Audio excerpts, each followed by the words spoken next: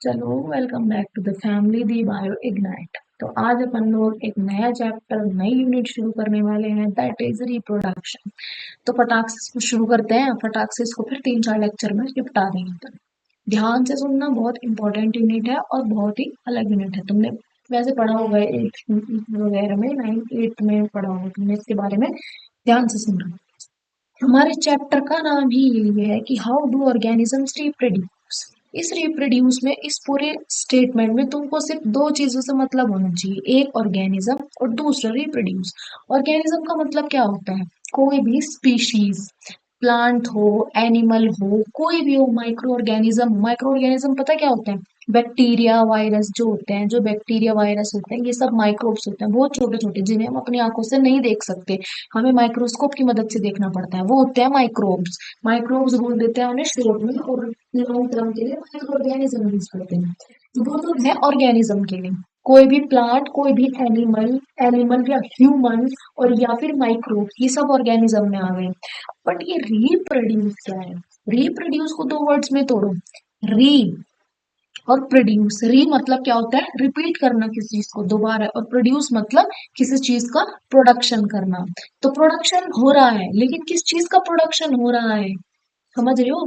किसी चीज का प्रोडक्शन हो रहा है, बस किसका? बस, सॉरी, किस चीज का प्रोडक्शन हो रहा है, तुम्हें इस चीज को देखना है। तो रिप्रोड्यूस का मतलब होता है कि क्या करना? कॉपीज प्रोड्यूस करना ऑर्गेनिजम्स की। जैसे हमारे माँ बाप से हम लोग पैदा हुए, इसी तरह के ऐसे एनिमल्स जो होते हैं, जैसे एलिफेंट है, एलिफेंट से एलिफेंट के बच्चे पैदा हुए। ठीक है, प्लांट्स के अंदर भी ऐसा होता है। प्लांट्स के अंदर इतने डिटेल्स में नहीं है, हमारे इसमें थोड़ा थोड़ा है, वो सब हम इसी में पढ़ेंगे, आज के लेक्चर में पढ़ेंगे।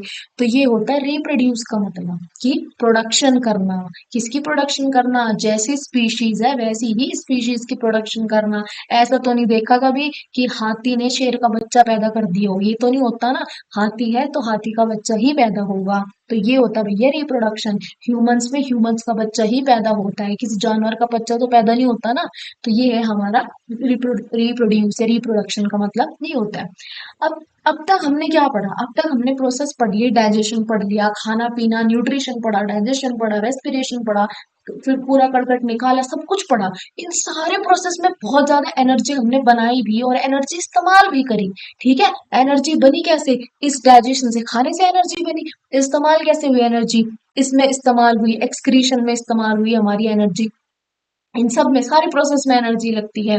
लेकिन रिप्रोडक्शन का जो प्रोसेस है, जब एक ऑर्गेनिज्म से दूसरा ऑर्गेनिज्म बनता है, एक से जब दूसरा बनता है, जैसे मैं तुम्हें अगर बताऊं कि अगर एक है, एक ऑर्गेनिज्म है, इस एक से दूसरा बना, ठीक है, इससे दो बन सकते हैं। ऐसा भी हो सकता है कि इससे सिर्फ एक ही बने। ये ऐसे, जैसे कि हम हैं, तो जैसे मान लो मेरे, तुम्हारे जैसे ग्रैंड पेरेंट्स है, तुम्हारे ग्रैंड पेरेंट्स सिंगल थे, उसके बाद उनके दो बच्चे हुए, ठीक है, तुम्हारे दो, एक पापा हो गए, एक चाचा हो गए। अब पापा की क्या पता, पापा का सिर्फ एक ही बच्चा हो, चाचा के दो बच्चे हो, तो इस तरह से। तो ये हमारा पूरा रिप्रोडक्शन है। ठीक है, पर इस प्रोसेस में भी तो एनर्जी चाहिए होगी ना भैया। ये सब एक ऑर्गेनिज्म को से दूसरे ऑर्गेनिज्म का बनने का जो प्रोसेस होता है, उसमें भी तो एनर्जी चाहिए होती है। ठीक है, अब देखो, ध्यान से सुनो। अब एनर्जी तो इसमें चाहिए, इतना समझ में आ गया। लेकिन अब क्वेश्चन ये है, रिप्रोडक्शन करना ही क्यों है? जब इसमें इतनी एनर्जी लगती है तो ये करना ही क्यों है? क्या जरूरत है इसकी? अभी तो देखो, डाइजेशन तो करना पड़ेगा, क्योंकि अपने शरीर को काम कराना है अपन को। अपन की बॉडी काम भी तो करेगी ना, कि दुनिया भर के काम करती है। हाँ, इतना तो इंसान काम नहीं करता जितना हमारे अंदर का सिस्टम काम करता रहता है। डिटॉक्स करना, बॉडी के अंदर से गंदगी निकालना, ये सब चीजें करना, तो उसमें तो एनर्जी जरूरत है। चलो, वो तो मेन प्रोसेस है, क्योंकि अगर ये प्रोसेस नहीं हुई तो हम लोग मर जाएंगे। ठीक है, या मर जाएंगे, बीमारियां लग जाएंगी, कुछ भी दिक्कत हो जाएगी। लेकिन रिप्रोडक्शन, ये तो कंपलसरी नहीं है, ऐसा तो कहीं जरूरत नहीं है ना। तो और हमें पता है कि इसमें दुनिया भर की एनर्जी लग रही है, लेकिन फिर भी हमें वो काम करना, क्यों करना है? उसका रीजन होता है पॉपुलेशन को मेंटेन करने के लिए। क्योंकि अगर जो है पॉपुलेशन मेंटेन नहीं होगी, तो पॉपुलेशन धीरे धीरे, कोई आगे जनरेशन्स नहीं बनेंगी लोगों की, तो क्या होगा? जनसंख्या घटती चली जाएगी और धीरे धीरे धीरे धीरे वक्त के साथ सब खत्म होता चला जाएगा। ठीक है, अब जनरेशन घटेगी, कैसे घटेगी? जैसे मान लो जानवर है, स्पीशीज है, जानवरों के केस की अगर हम बात करें तो जानवरों के केस में क्या होगा कि अगर मान लो अ, शेर है शेर है जैसे मैं तुम्हें बताती हूँ, पहले तो जरूरत होती है पॉपुलेशन को मेंटेन करने की, क्योंकि एक पॉपुलेशन का होना जरूरी है, क्योंकि हर इंसान दूसरे इंसान पे डिपेंडेंट होता है। ठीक है। अगर जंगल में से शेर को गायब करते हैं तो राज कौन करेगा? शेर पे, उस पे जंगल पे राज कौन करेगा? कोई नहीं करेगा ना, तो उस शेर की क्यों जरूरत है? ताकि वो जंगल पे राज कर सके। ठीक है। या अगर हिरन को गायब कर दे तो शेर क्या खाएगा? हिरन ही नहीं रहेगा, शेर को तो हिरन खाना है ना, तो हिरन की इसलिए जरूरत है। तो इस तरीके से पॉपुलेशन को मेंटेन करना होता है। दूसरा होता है नए नए इंडिविजुअल्स बनाना। नए इंडिविजुअल मतलब नई नई स्पीशीज बनाना।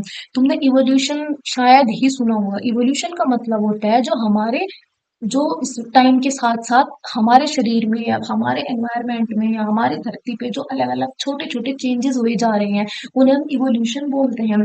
और इवोल्यूशन ही एक मेन कारण होता है कि पहले क्या होता था, लोगों की हाइट बहुत लंबी होती थी, अब क्या है, लोगों की हाइट थोड़ी थोड़ी छोटी हुई, अब क्या है, और छोटे होने लगी हाइट। तो ये जो हाइट में वेरिएशन आ रहा है, ये किसकी वजह से हो रहा है? ये इवोल्यूशन की वजह से हो रहा है। तो इवोल्यूशन की वजह से ही नई नई स्पीशीज बनती हैं। तो हमें क्या क्या ये प्रोसेस हमें इसलिए करना पड़ रहा है ताकि हम पॉपुलेशन मेंटेन कर सके और हम नई नई स्पीशीज, इंडिविजुअल मतलब स्पीशीज, नए नए प्राणी, नए नए इंसान तो नहीं कह सकते, बट नए इंडिविजुअल्स, नए ऑर्गेनिजम्स बना सके। बहुत से ऑर्गेनिजम्स हमारी धरती पे, बहुत से माइक्रो ऑर्गेनिजम्स भी, हमारी प्लांट्स भी ऐसे हैं हमारी धरती पे जिनके बारे में हम नहीं जानते। ठीक है। जो इवोल्यूशन से डेवलप हो रहे हैं, जिनमें बहुत चेंजेस आ रहे हैं अंदर, और उन चेंजेस की वजह से उनके अंदर नए नए फीचर्स आ रहे हैं। जैसे ह्यूमंस के केस में हाइट की अगर मैं बात करूँ, हाइट कम होती जा रही है। क्यों? क्यों ये कम? माँ बाप लंबे हैं लेकिन बच्चे की हाइट छोटी है, ऐसा क्यों हो रहा है? ये इवोल्यूशन है। ह्यूमन का जो शरीर है वो ऐसे ढलता जा रहा है। तो ये ही तो नई नई वेरिएशंस के लिए, इसलिए तो रिप्रोडक्शन की जरूरत होती है, इसलिए ये प्रोसेस करना पड़ता है। ठीक है। अभी आगे चलो। अब देखो, अब ये हमें पता है। अब ये अब क्या तुमने ऐसा देखा है कि जैसे तुम्हारी तुम्हारी मम्मी पापा हैं वैसे ही तुम सेम टू सेम हो, या जैसे तुम्हारी मम्मी है सेम टू सेम तुम्हारी बहन है, या जैसे तुम्हारे पापा है सेम टू सेम तुम हो? क्या ऐसा होता है? नहीं, ऐसा नहीं होता। ठीक है। हमारे केस में ऐसा नहीं होता, ह्यूमंस के केस में ऐसा नहीं होता। अब देखो हमारे बॉडी में क्या होता है भैया जी, क्रोमोसोम्स होता है। क्रोमोसोम्स क्या है? अरे क्या, क्रोमोसोम्स कुछ नहीं होते, सिंपल से धागे होते हैं भैया, सिंपल से धागे। जैसे तुम्हें स्ट्रक्चर दिख रहा है ना, ये धागे होते हैं। इन धागों का काम होता है इनहेरिटेंस करवाना। इनहेरिटेंस का मतलब है, जैसे कि मान लो मेरी मम्मी के बाल स्ट्रेट हैं तो मेरे नेचर में क्या है, मेरे बाल कैसे हो गए? स्ट्रेट हो गए। ठीक है। जैसे मेरे पापा के नेल्स छोटे हैं तो मेरे भी नेल्स कैसे हो गए? छोटे हो गए। तो ये जो कैरेक्टर आया, ये कैसे आया? ये इनकी मदद से आया है, क्रोमोसोम भैया की मदद से ये कैरेक्टर आया है। इन्होंने ये रोल प्ले किया तब ये कैरेक्टर है। तो यही होता है हमारा इनहेरिटेंस। तो क्रोमोसोम का स्ट्रक्चर ऐसा ही होता है। ये तुम्हें 8 नंबर बनता दिख रहा होगा, ऐसा ही स्ट्रक्चर होता है ये क्रोमोसोम। लेकिन क्रोमोसोम के ऊपर क्या है, छोटे छोटे दानेदार दानेदार धागे और होते हैं, उन्हें बोलते हैं हम जीन्स। जीन्स जो होते हैं माता पिता से बच्चों के अंदर आते हैं, माता पिता से बच्चों के अंदर ट्रांसफर होते हैं। और इन जीन्स के अंदर होता है डीएनए। डीएनए की फुल फॉर्म होती है डीऑक्सी न्यूक्लिक एसिड। तो सबसे पहले भैया हमारा क्या है, अब मैं तुम्हें पूरी कहानी बताऊं, हमारा क्या है, सबसे पहले सेल है। हमारा सेल, बॉडी का सेल, सेल के बारे में हमने पढ़ा ना क्लास में। उसके अंदर हमने पढ़ा है न्यूक्लियस होता है। ठीक है। अब उस न्यूक्लियस के अंदर क्या होता है? उस न्यूक्लियस के अंदर होता है भैया क्रोमोसोम। उस क्रोमोसोम पे क्या होता है? उस क्रोमोसोम के ऊपर होता है भैया हमारे वो क्या बोलते हैं, जीन्स। और उस जीन्स के ऊपर क्या प्रेजेंट होता है? डीएनए। उस जीन्स के ऊपर प्रेजेंट होता है डीएनए। समझ आया? ये सिस्टम होता है हमारा सेल, सेल के अंदर न्यूक्लियस, न्यूक्लियस के अंदर क्रोमोसोम, क्रोमोसोम के अंदर जीन्स, और जीन्स के ऊपर प्रेजेंट होता है डीएनए। ठीक है। अब ये जो डीएनए होता है, जैसे मान लो क्या हुआ, जो मेल और फीमेल थी, मेल और फीमेल, मेल की, ये तो आगे आएगा तुम देखना। जैसे मेल और फीमेल है मान लीजिए, अब उसमें क्या है, हम क्या होते हैं, हमारा और अब हमारा जो डीएनए है वो कैसा होगा? जैसा हमारे माता पिता का होगा, क्योंकि हम लोग उन्हीं से तो पैदा हुए हैं। तो जैसा उनका डीएनए होगा वैसा हमारा होगा। ठीक है। अब लेकिन क्या होता है, 99% डीएनए हमारा हमारे मम्मी पापा के जैसा सेम होता है, लेकिन वो 1% डिफरेंट होता है। 1% डिफरेंट होता है, और ये 1% का डिफरेंस ही हमारी शक्ल को बिल्कुल अलग बना देता है उनकी शक्ल से। समझ आई? थोड़े थोड़े तो मिलते हैं ना, नाक मिल गया हल्का हल्का, ये तो नहीं कि हम एग्जैक्ट कॉपी, जैसी मेरी मम्मी वैसी मैं हुई, ऐसा तो नहीं होता ना। हम अलग होते हैं, क्यों? क्योंकि हमारा डीएनए 1% उनसे अलग है, और इस 1% के डिफरेंस की वजह से ही इतने चेंजेस आ जाते हैं कि हम बिल्कुल अलग दिखते हैं अपने पेरेंट्स से। ठीक है, कुछ हरकतें हमारी मिलती हैं, लेकिन हमारी बाकी हरकतें कुछ कुछ अलग होती हैं, कुछ कुछ हम अलग होते हैं। तो वो किसकी वजह से है? वो सिर्फ 1% डीएनए में चेंज आया, उसकी वजह से हो गया। 99% सेम है, उससे घंटा फर्क नहीं पड़ा, लेकिन 1% से हमारी पूरी शक्ल बदल गई। समझ आए? अब जो डीएनए है, डीएनए का क्या काम है? डीएनए बोलता है मैं खाली नहीं बैठ सकता, तो डीएनए में क्या काम कि चलो एक काम करता हूँ, मैं प्रोटीन बनाता रहता हूँ, क्योंकि मैं क्या हूँ, मैं तो 99% सेम हूँ, 1% अलग हूँ, तो मैं करता हूँ, मैं एक काम करता हूँ, मैं प्रोटीन बनाता रहता हूँ। तो हमारी बॉडी में जितने भी प्रोटीन है, जैसे हम बोलते हैं बालों में केराटिन प्रोटीन है, कौन बना रहा है? बालों के अंदर सेल है, उस सेल के अंदर न्यूक्लियस है, न्यूक्लियस के अंदर क्रोमोसोम है, क्रोमोसोम में जीन्स है, जीन्स पे डीएनए है, वो डीएनए ये प्रोटीन बना रहा है, केराटिन प्रोटीन, जो हमारे बालों में प्रेजेंट है। तो बॉडी का हर एक प्रोटीन हमारा कौन बनाता है? डीएनए भैया बनाता है। दुनिया भर के लाखों करोड़ों सेल्स हैं बॉडी में, रोज मरते हैं, नए बनते हैं, और हर एक सेल क्या कर रहा है? हर एक सेल के अंदर डीएनए है, और हर एक डीएनए प्रोटीन बना रहा है रोज बॉडी में, पता नहीं कितना कितना बना रहा है। ठीक, ये तो इंसानों की बात है, और एनिमल्स में भी। हाँ, लेकिन तुम ये देखो, अब क्या होता है, लेकिन अमीबा, अमीबा तुमने पढ़ा होगा, अमीबा हमने पढ़ाया था फर्स्ट लेक्चर में, लाइफ प्रोसेस में हमने न्यूट्रिशन में अमीबा के बारे में पढ़ा था। अमीबा क्या होता है? इरेगुलर शेप की स्ट्रक्चर वाला ऑर्गेनिज्म होगा। अमीबा जो होगा वो अपनी बिल्कुल डिट्टो कॉपी बनाता है। अमीबा ऐसे, जैसे हम तो अपने पेरेंट्स से डिफरेंट है, हमारी शक्ल उनसे अलग है, लेकिन अमीबा के केस में ऐसा नहीं होता। जैसा अमीबा है, अमीबा की जो डॉटर सेल्स बनती हैं वो भी उसकी जैसी सेम टू सेम होती हैं। तो एक्सेप्शन क्या आ गया यहाँ पे? अमीबा एक एक्सेप्शन है हमारे केस में। ठीक, चलो नीचे आओ। ठीक है, ऑर्गेनिज्म। अब अगर मैं बात करूं, ये पढ़ो थोड़ा सा, रीडिंग मार लो। ये तुम्हारी एनसीईआरटी का टेक्स्ट है। जो डीएनए की कॉपीज हैं वो सिमिलर हो सकती हैं, बट सेम टू सेम, मतलब वो ही है कि 99% डीएनए जो है वो कैसा होता है हमारे अंदर, हमारे पेरेंट्स का बिल्कुल सेम टू सेम होता है, लेकिन 1% का डिफरेंस होता है। वो जो 1% का डिफरेंस है, वो बाहर से दिखने में एक जैसा हो सकता है कि मम्मी का डीएनए ऐसा, पापा का डीएनए ऐसा, तो हमारे भी ऐसा, लेकिन वो बिल्कुल एग्जैक्ट आइडेंटिकल का मतलब होता है सेम कॉपी। सेम कॉपी नहीं होता, उसके अंदर कुछ ना कुछ डिफरेंस होता है। और हर बार डीएनए जब कॉपी करता है, कॉपी करने का मतलब एक डीएनए से दूसरे डीएनए बनना, तो उसमें हमेशा वेरिएशंस आती है। वेरिएशंस का मतलब कुछ ना कुछ बदलाव आते हैं। अगर मैं बोलूं डीएनए, अब देखो मैं तुम्हें एक बात, सिंपल सी बात समझना, हमारा डीएनए होता है, हमारा डीएनए से क्या बनता है? डीएनए ने बताया कि डीएनए हर एक सेल का डीएनए, हर एक सेल के अंदर न्यूक्लियस है, न्यूक्लियस में डीएनए, वो डीएनए प्रोटीन बनाता है। तो डीएनए प्रोटीन ऐसे नहीं बना सकता कि भाई डीएनए एक पेड़ है और उसपे पत्ते लटक रहे, तोड़ लो प्रोटीन बन गया, ऐसे नहीं बनता। डीएनए को क्या करना पड़ता है? अपनी संख्या बढ़ानी पड़ती है, क्योंकि उसे प्रोटीन बनाना है। तो अपनी संख्या बढ़ाने के लिए वो क्या करता है? डीएनए, अगर देखो डीएनए का स्ट्रक्चर बेटा इस तरह का होता है, इस तरह का डीएनए का स्ट्रक्चर होता है। तो डीएनए क्या करेगा? अभी तो सिंगल है, ये इसे क्या करना पड़ेगा ना, इसे अपने जैसा एक और बनाना पड़ेगा, तभी जाके प्रोटीन बना पाएगा। तो ये अपने जैसे बिल्कुल सेम टू सेम बना लेगा। ये दिखने में तो सेम टू सेम होगा, लेकिन इसके अंदर, इस ये जो नया डीएनए बना ना, इसके अंदर कुछ ना कुछ चेंजेस जरूर होंगे, हमें नहीं दिखते, ऐसी लेवल पे नहीं दिखने की, हमें डायग्राम में तो फिगर में तो सेम दिखेंगे, लेकिन इसे अगर हम इसकी स्टडी करें, साइंटिस्ट को बोले कि भाई इसकी स्टडी करो, इसे पढ़ो, तो इसके अंदर कुछ ना कुछ बदलाव जरूर होंगे, नए डीएनए के अंदर कुछ ना कुछ चेंजेस जरूर होंगे, 110% होंगे। अब ये कॉपी करेगा, इस कॉपी करने की मदद से फिर प्रोटीन बनता है। तो डीएनए पहले अपनी कॉपी करेगा, कॉपी करने के बाद ही वो प्रोटीन बना सकता है। और लेकिन ये जो इसने कॉपी बनाई ना अपनी, ये वाली कॉपी जो होगी, इसके अंदर कुछ ना कुछ बदलाव जरूर होगा, वो हमें डायग्राम में नहीं दिखेगा क्योंकि सेम टू सेम है। ठीक है, लेकिन इसके अंदर इंटरनल चेंजेस जरूर होंगे। ठीक है, समझ में आई? यही बात इसमें बोली गई है। देखिए ना, इवोल्यूशन टर्म आ गया। इवोल्यूशन का मतलब होता है वक्त के साथ बदलाव होना, वक्त के साथ चीजों का बदलना। तो जैसे जैसे रिप्रोडक्शन होती है आगे, तो उसके साथ साथ रिप्रोडक्शन जो होता है, इवोल्यूशन एक बेसिक होता है। इवोल्यूशन के कारण ही रिप्रोडक्शन में बदलाव आते हैं। हमारे मम्मी पापा की हाइट लंबी है, लेकिन हमारी हाइट छोटी है, क्यों? सेम होनी चाहिए थी, हमारी भी लंबी होनी चाहिए थी, क्यों?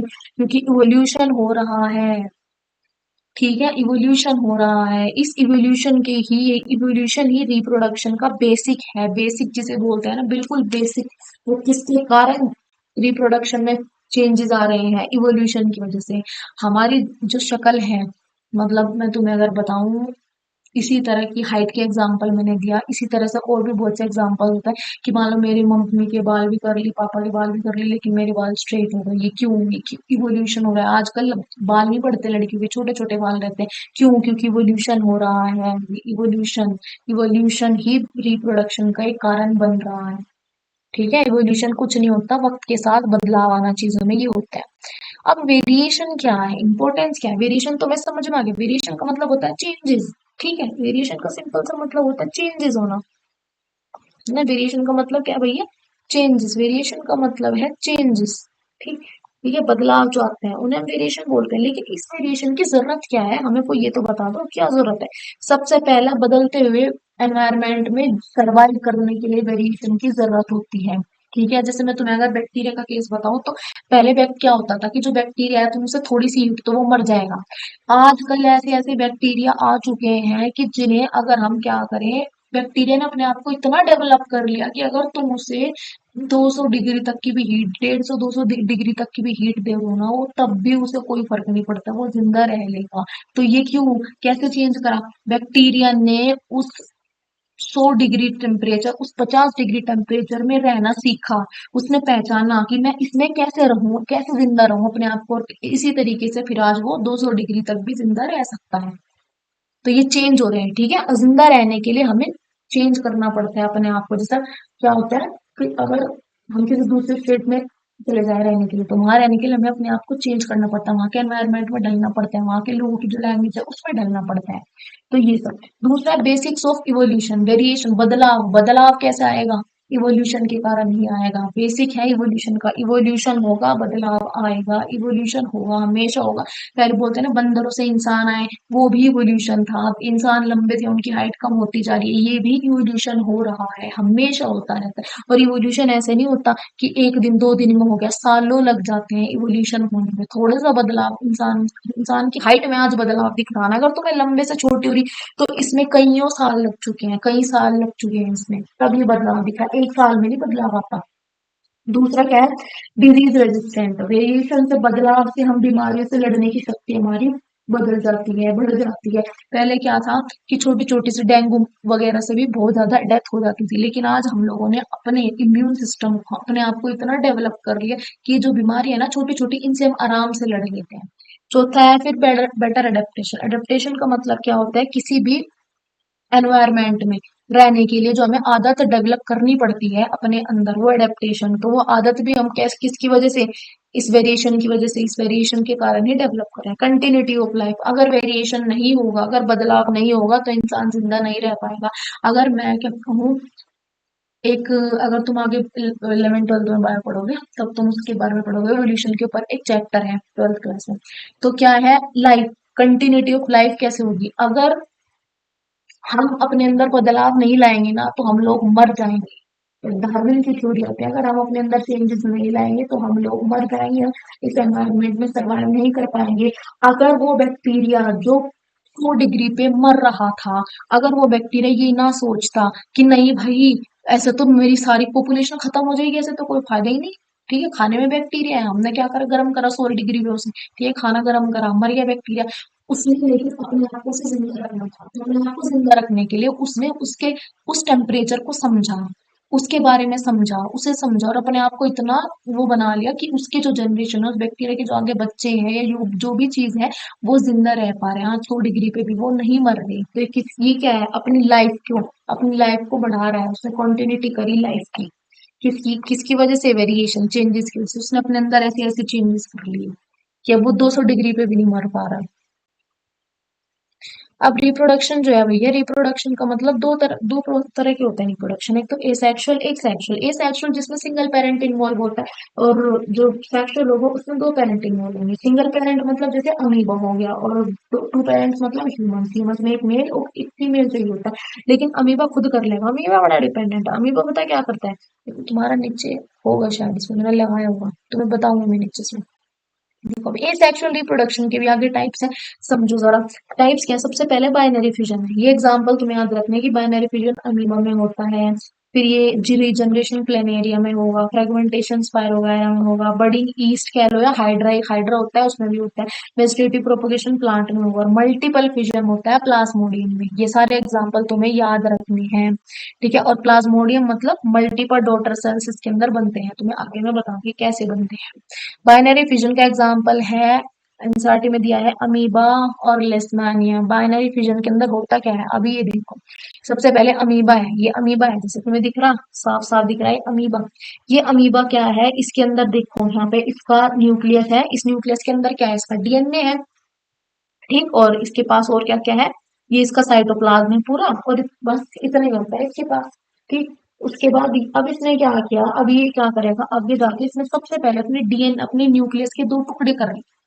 उसके बाद क्या करा, इसने अपने साइटोप्लाज्म के दो टुकड़े कर लिए, ठीक है। साइटोप्लाज्म के दो टुकड़े कर लिए, उसके बाद इसने अपने साइटोप्लाज्म के दो टुकड़े करे। और जैसे ही साइटोप्लाज्म के दो टुकड़े करे, सबसे पहले इसने क्या करा, अपने डीएनए के दो टुकड़े करे। उसके बाद जो इसके अंदर तुम्हें दिख रहा है ना वैक्यूल सा पिंक पिंक कलर का, इसने इसके दो टुकड़े करे, कर लिए। उसके बाद इसने अपने साइटोप्लाज्म के दो टुकड़े कर लिए, और इससे दो सेल बन गए। अब तुम मुझे ये बता दो कि क्या इसमें और इन दोनों सेल में कोई फर्क है? नहीं है। इसका मतलब ये हो गया हमारा बाइनरी फिजन, इनमें कोई फर्क नहीं है। इसका मतलब जो अमीबा है उसके अंदर वेरिएशन नहीं होती, वो अपनी जैसा वो जो है अपनी एग्जैक्ट कॉपीज बना सकता है, जैसा वो है वैसी ही कॉपी बना सकता है, ठीक है। लेकिन याद रखना, पहले डीएनए को तोड़ता है, फिर डीएनए के दो टुकड़े करेगा, उसके बाद अपने वैक्यूल के दो टुकड़े करता है, उसके बाद अपने साइटोप्लाज्म के दो टुकड़े करके दो अलग अलग डॉटर सेल्स बना लेगा। अब इन्हें डॉटर सेल्स ही क्यों नाम दे, डॉटर सेल्स इसलिए नाम देते हैं क्योंकि डॉटर के अंदर ही कैपेबिलिटी होती है कि वो रिप्रोडक्शन कर सके, ठीक। इसलिए यहाँ पर डॉटर सेल्स नाम देते हैं, ठीक। अब ये दूसरा एग्जाम्पल है हमारा लेशमानिया।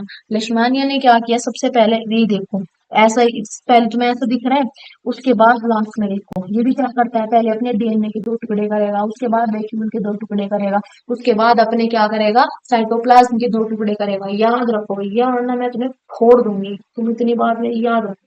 सबसे पहले क्या करेगा, डीएनए को तोड़ता है, उसके बाद ये वैक्यूल को तोड़ता है, उसके बाद ये साइटोप्लाज्म को तोड़ता है, और उसके बाद ये दो सेल में बदल जाता है। ये प्रोसेस याद रखना है तुमको। फिर दूसरा है हमारा इस सेक्शन में फ्रेगमेंटेशन। फ्रेगमेंटेशन होता है हमारा स्पाइरोगैरा दीदी के अंदर, स्पाइरोगैरा दीदी कराती है। फ्रेगमेंटेशन के अंदर क्या है, हर एक टुकड़े से, मतलब कि कोई ऑर्गेनिज्म है, अगर वो ऐसे ऐसे दो टुकड़ों में टूट गया तो हर एक टुकड़े से एक नया ऑर्गेनिज्म बन जाएगा।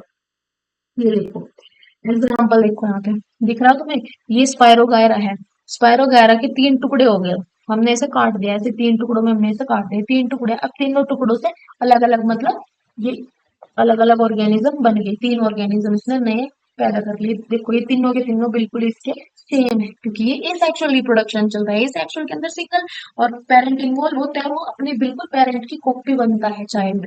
अब है रीजनरेशन। रीजनरेशन का एग्जांपल है प्लेनेरिया। रीजनरेशन के प्लेनेरिया में क्या होता है, जैसे मान लो प्लेनेरिया, ये है प्लेनेरिया, इसका हमने सर भी अलग कर दिया, पेट वाला हिस्सा भी अलग कर दिया, नीचे का वाला टेल वाला हिस्सा भी अलग कर दिया। तो जो सर वाला हिस्सा है ना, वो नीचे का हिस्सा बना लेगा, जो पेट वाला हिस्सा है वो ऊपर और टेल वाला हिस्सा बना लेगा, और जो टेल वाला हिस्सा है वो ऊपर बीच उसका जो पेट वाला और जो सर वाला हिस्सा है वो बना लेगा। ऐसे देखो, ये सर सर सर था इसके पास, लेकिन नीचे का पार्ट नहीं था, तो इसने बना लिया नीचे का पार्ट।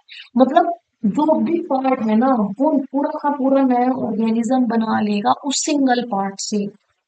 जैसे छिपकली की पूंछ कट जाती है तो वो कुछ टाइम बाद दोबारा ग्रो कर जाती है, समझ आया।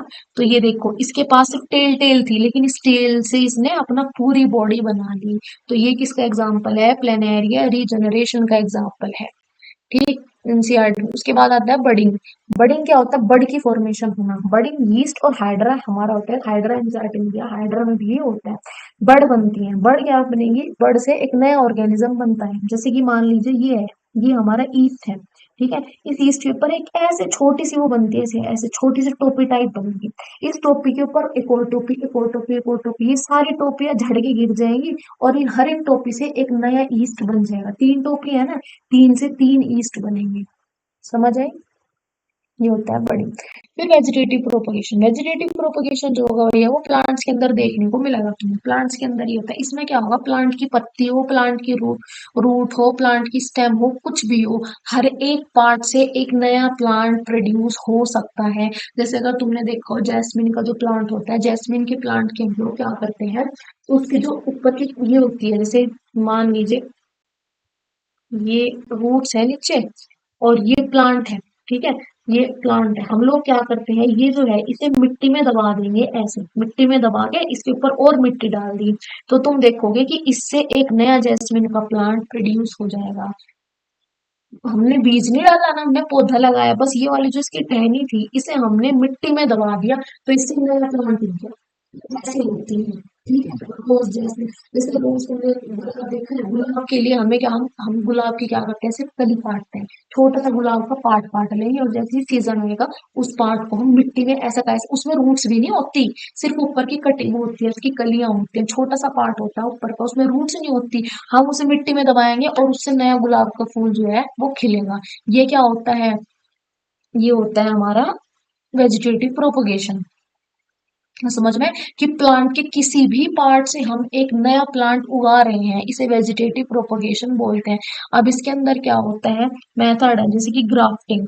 ग्राफ्टिंग किस किस के अंदर होती है, जैसे तुमने शुगर केन के अंदर, रोज के अंदर, ग्रेप्स के अंदर, शुगर केन गन्ना, जिसके घर में गन्ने की खेती होती है, उसमें क्या करते हैं, गन्ने के लिए गन्ने का बीज तो नहीं आता ना, क्या करते हैं, जो हमारी फसल है, हम पूरी पूरी फसल, अगर जिसकी जितनी भी फसल है उसमें से थोड़ी सी फसल हम बचाते हैं, उस फसल को बचाने के लिए उस फसल के थ्रू उनको जो गन्ने के टुकड़े हैं उनके छोटे छोटे टुकड़े करते हैं।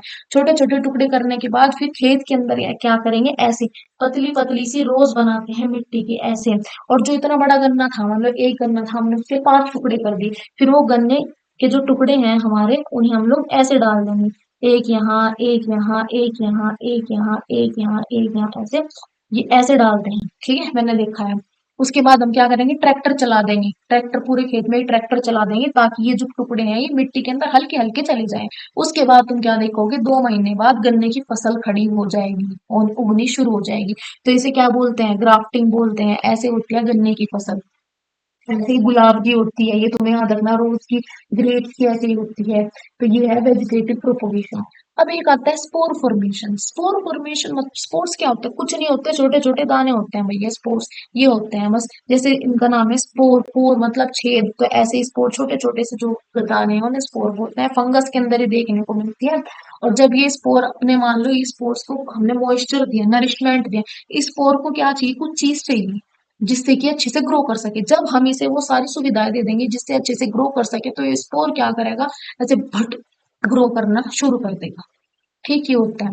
तो मान लो अब जैसे मेरी जो फेवरेट चीज है, अगर मुझे मेरी फेवरेट चीज मिल जाए तो मैं रहूंगी नहीं ना, खुश होंगी ना, मेरी फेवरेट चीज मिल गई। तो ऐसे इस स्पोर को क्या चाहिए, इसकी फेवरेट चीज चाहिए। इसकी फेवरेट चीज क्या होगी, टेम्परेचर, पीएच, एनवायरमेंट, ये सब होगी। और जैसे ही से एनवायरमेंट ये सब चीजें मिल गई, स्पोर्स क्या हो जाएगा, ग्रो करना शुरू कर देगा। फंगस जो है वो ग्रो करना शुरू कर देगी। ये फंगस का एक डायग्राम है, देखो ये गोल गोल जो दिख रहा है तुम्हें स्पोर है। इस स्पोर की बाहर की कवरिंग को स्पोरेंजिया बोलते हैं। ये जो तुम्हें टहनी सी नहीं दिख रही, इन्हें हाइफी बोलते हैं। हाइफी फंगस में ही होते हैं ये हाइफी, ठीक है। अब ये जो स्पोरेंजिया है, ये फूट क्यों रहा है, क्यों फूट रहा है, क्योंकि इसे इसकी जो कंडीशन चाहिए थी वो मिल गई, खुशी के मारे खिल खिला के फूट गया ये। समझ आया, ऐसे होता है। और जब ये फूटेगा, इसके अंदर छोटे छोटे दाने होंगे बहुत सारे, वो सारे के सारे दाने बाहर निकल जाएंगे। ऐसा होता है। मैं तुम्हें बताऊं, ये हो गया स्पोरेंजिया। इस स्पोरेंजिया के अंदर ऐसे छोटे छोटे दाने होते हैं, और ये जो छोटे छोटे दाने हैं इनका नाम स्पोर्स होता है। ये जो दाने, ये जो तुम्हें दाने दिख रहे हैं ना छोटे छोटे, इनका नाम स्पोर्स होता है। ये स्पोर्स जब हम स्पोरेंजिया को बढ़िया खाना पीना देंगे, बढ़िया सब कुछ हवा पानी देंगे, एसी बढ़िया बढ़िया सब दे देंगे, तो ये फूट जाएगा। और फूटने के बाद ये क्या हो जाएगा, इसके अंदर के जो स्पोर्स हैं वो सारे बाहर निकल जाएंगे, इधर उधर उड़ जाएंगे, कुछ मिट्टी में गिर जाएंगे, कुछ कहीं और चले गए, कुछ कहीं और चले गए। तो बस ये होता है स्पोर फॉर्मेशन, ऐसे बनते हैं स्पोर्स। तो ये था हमारा प्लांट के अंदर रिप्रोडक्शन, ये तो हमने पढ़ लिया। बाकी नेक्स्ट लेक्चर का वेट करो, नेक्स्ट लेक्चर में पढ़ाऊंगा, आई होप तुम्हें समझ आया होगा। हम रिप्रोडक्शन फटाक से शुरू करेंगे, फटाक फटाक से लेक्चर्स आ रहे हैं। मुझे पता है थोड़ा टाइम लग रहा है, इंटरनेट इशू की वजह से मेरे पास इधर वाईफाई वगैरह की इतनी सुविधाएं नहीं है।